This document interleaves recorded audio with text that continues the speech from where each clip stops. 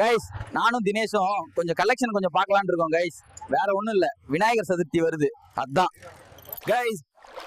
Guys நானும் தினேஷும் பிள்ளையார் செய்யறதுக்காக குளத்துக்கு வந்திருக்கோம். இங்க இருந்து தான் களிமண் எடுத்து நம்ம பிள்ளையார பண்ண போறோம்.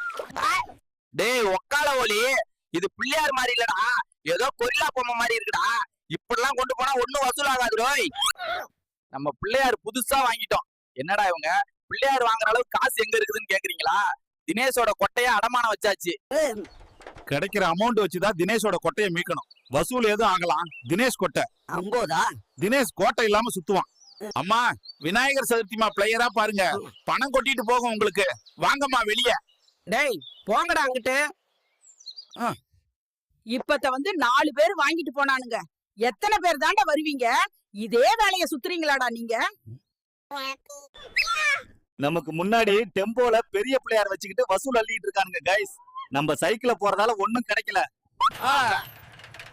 என்ன பண்றது தினேஷ், கொட்டை நல்ல விலை போயிருந்த, நம்மளும் பெரிய பிள்ளையார் வச்சுட்டு ஜம்முன்னு போயிட்டு இருக்கலாம். ஒத்தா லோக்க தினேஷ் கொட்டைக்கு ஒரு ஊதா. தினேஷ் பரவாயில்லடா, விடுறா பாத்துக்கலாம். உன் கொட்டை போயிருந்தா இந்த மாதிரி சொல்லுவியாடா?